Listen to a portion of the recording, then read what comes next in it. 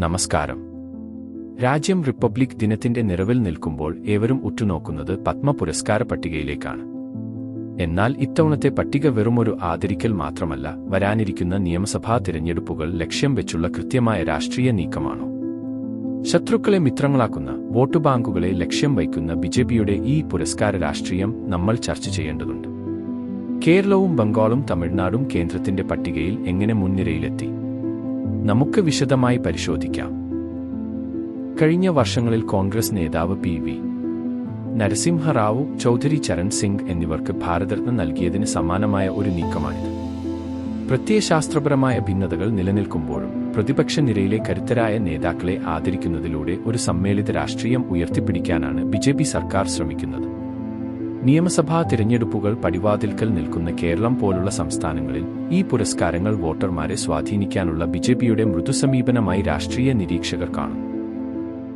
VS എന്ന വിസ്മയം, കേരളത്തിലെ തന്ത്രം. കേരള രാഷ്ട്രീയത്തിലെ അതികായൻ VS അച്യുതാനന്ദൻ മരണാനന്തര ബഹുമതിയായി പത്മവിഭൂഷൺ നൽകുമ്പോൾ ബിജെപി ലക്ഷ്യമിടുന്നത് എന്താണ്? കമ്മ്യൂണിസ്റ്റ് പാർട്ടിയിലെ വിപ്ലവ സൂര്യനെ ആദരിക്കുക വഴി ഇടതുപക്ഷ വോട്ടർമാരുടെ ഉള്ളിൽ ഒരിടം കണ്ടെത്താൻ ബിജെപി ശ്രമിക്കുന്നു. VSും പിണറായി വിജയനും തമ്മിൽ നിലനിന്നിരുന്ന രാഷ്ട്രീയ വിയോജിപ്പുകൾ കേരളത്തിനറിയാം. VSനെ ആദരിക്കുന്നതിലൂടെ CPMനുള്ളിലെ പഴയ VS അനുകൂലികളെ വൈകാരികമായി സ്വാധീനിക്കാൻ കേന്ദ്രത്തിന് സാധിക്കുമോ എന്നാണ് രാഷ്ട്രീയ നിരീക്ഷകർ ഉറ്റുനോക്കുന്നത്.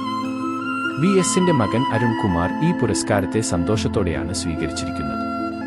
ഇത് കേരളത്തിലെ രാഷ്ട്രീയ അന്തരീക്ഷത്തിൽ പുതിയ ചർച്ചകൾക്ക് വഴിതുറന്നു കഴിഞ്ഞു. കേരളത്തിലെ മറ്റ് രണ്ട് പ്രധാന പുരസ്കാരങ്ങൾ പരിശോധിച്ചാൽ ബിജെപിയുടെ തന്ത്രം കൂടുതൽ വ്യക്തമാകും. പത്മഭൂഷൺ ലഭിച്ച വെള്ളാപ്പള്ളി നടേശന്റെ മകൻ തുഷാർ വെള്ളാപ്പള്ളി നയിക്കുന്ന BDJS NDAയിലെ പ്രധാന ഘടകകക്ഷിയാണ്. ഈ പുരസ്കാരം വോട്ട് ബാങ്കിനെ സ്വാധീനിക്കാനുള്ള നീക്കമായി കാണാം. മുൻപ് പത്മ പുരസ്കാരങ്ങൾ വിലയ്ക്ക് വാങ്ങാം എന്ന് പറഞ്ഞ വെള്ളാപ്പള്ളിക്ക് തന്നെ പുരസ്കാരം നൽകിയത് കൗതുകകരമാണ്.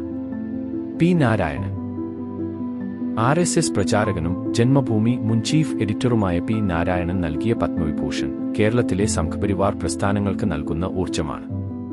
അടിത്തട്ടിൽ പാർട്ടി ശക്തിപ്പെടുത്താൻ ഇത് സഹായിക്കുമെന്ന് കേന്ദ്രം കരുതുന്നു.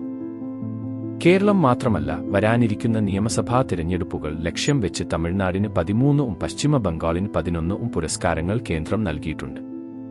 JMM നേതാവ് ഷിബു സോറൻ മരണാനന്തര ബഹുമതി നൽകിയത് ജാർഖണ്ഡിലെ ആദിവാസി വോട്ടുകൾ ലക്ഷ്യമിട്ടാണ്. ബോളിവുഡ് താരം ധർമ്മേന്ദ്രയ്ക്ക് പത്മവിഭൂഷൺ നൽകിയത് വടക്കേ ഇന്ത്യയിലെ സിഖ്, ജാട്ട് വോട്ടുകളെ സ്വാധീനിക്കാനാണ്. മുൻപ് നരസിംഹറാവുവിനും ചൗധരി ചരൺ സിംഗിനും ഭാരതരത്ന നൽകിയതുപോലെ പ്രത്യയശാസ്ത്ര ഭിന്നതകൾ മറന്ന് പ്രതിപക്ഷ നേതാക്കളെ ആദരിക്കുക വഴി തങ്ങൾ എല്ലാവരെയും ഉൾക്കൊള്ളുന്നവരാണെന്ന് കാണിക്കാൻ ബിജെപി ശ്രമിക്കുന്നു.